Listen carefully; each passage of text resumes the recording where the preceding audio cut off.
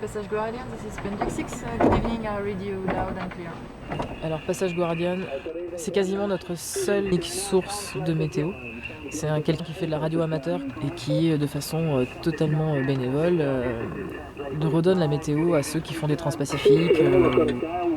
Et il se trouve que ce jour-là, on a un gale warning, c'est-à-dire une alerte météo sérieuse pour passer le Horn, avec des vents entre 40 et 60 nœuds, potentiellement des rafales de 80. Heure de 10 mètres, annoncée croissante. Il y a Passage Guardian qui me donne la météo, mais on reçoit aussi de la météo par Weatherfax. Ce sont des cartes, enfin, on essaye d'appeler ça des cartes, c'est très grossier comme carte. La mer commence à se former, la houle commence à se creuser. Et à un moment donné, le vent s'est établi à 40 nœuds, 40, 45 nœuds, 50 nœuds. De 50 nœuds à 60 nœuds, redescendu à 50. Et là, ça n'a pas arrêté de monter, de descendre, monter, de descendre. Et les vagues, il y avait les vagues et la houle, quelques déferlantes et le bateau qui se met à surfer, quoi. On fait une moyenne de 12 nœuds à peu près, sur toute la dépression, ce qui nous fait du 270 000 par jour à peu près, de belles journées. Des surfs réguliers entre 20 et 23 nœuds. Il y a quand même eu un surf d'anthologie à 28,3 nœuds, où là je pense qu'on a tous eu très peur. Je crois qu'on a tous eu très très peur. Et le bateau a complètement pris feu. Mais c'est vrai que la mer était très très grosse.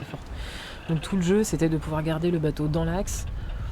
Et comme la mer n'était pas forcément très organisée, c'était souvent un gros chantier avec des vagues, de la houle qui venait de bâbord ou de tribord et qui du coup pouvait facilement prendre le cul du bateau et nous faire partir au lof en fait.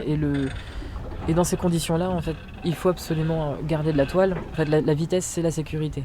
Donc il faut absolument garder de la toile, faire avancer le bateau le plus vite possible pour pouvoir maîtriser et ne pas subir la houle, mais bien au contraire, savoir où est-ce qu'on se positionne, garder de la vitesse quand on est dans le creux de la vague et pouvoir réattaquer la vague suivante. Toujours avec une bonne vitesse. Donc à la barre, c'est très très sport. Ceux qui ont froid une fois qu'ils sont à la barre, en général, sont en sueur en quelques secondes. Entre ça et puis le stress d'être à la barre aussi, quoi. Forcément, on a les clés du camion, quoi, dans ces cas-là. Et ouais, c'est une vision. Il y a des moments où on se sent quand même un peu petit, hein, quand on est tout en haut de la vague et que du coup on est à 7-10 mètres de hauteur. Et on voit l'océan qui est à ce moment-là très très grand, quoi. Très très grand. C'est le seul moment où on se sent un peu petit, je trouve, quoi. C'est vraiment quand on est en haut de la vague et qu'on mesure l'immensité de l'océan, quoi. Et puis bon, on est au Horn, hein, on n'est pas dans n'importe quel endroit du monde. On sait qu'on arrive au Cap Horn. On sort de cette dépression le 6 février.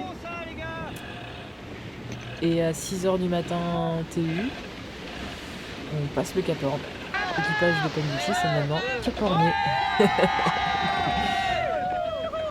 En fait, passer le Cap Horn, c'est pas si difficile que ça, parce que quand on arrive au Cap Horn, la mer est aplatie, il n'y a pas de vent. C'est avant d'aller au Cap Horn le problème. Le Cap Horn, c'est la récompense. Donc on passe le Cap Horn dans des super conditions, avec un lever de soleil incroyable. C'était le premier lever de soleil en Patagonie, quoi. Mais sublime. Point Translated Line, et ben ils sont toujours là. Donc ils passent le Cap Horn quelques heures après nous.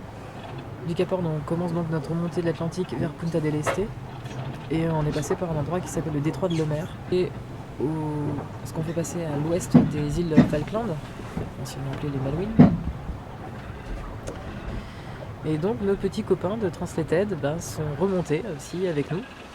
Et sont là, juste derrière, aussi dans le détroit de Lemaire. Et on vient de se faire passer par Charles Cordelier et Gitana, qui sont aussi en train de boucler leur tour du monde. Donc Bendik 6 a gagné son pari, c'est-à-dire arriver avant les ultimes au Cap Horn. Et c'était chouette, on a pu parler un petit peu avec Charles. Et on va se retrouver à Lorient, c'est drôle. Penvixis ne serait pas Penvixis sans la folie de son équipage. Il faut quand même parler de l'anniversaire de Hugo, où le pôle animation de Penvixis s'en est occupé.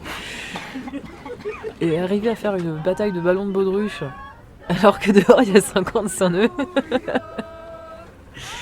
Bon, ça se pose quand même. Le problème de l'équipage, c'est qu'en général, on essaye d'avoir un équipage où il peut y avoir quelqu'un de fou, mais une personne à la fois. À bord, c'est souvent tout le monde en même temps. Et ça pose un problème. Tout le monde est sur les réglages, c'est cool.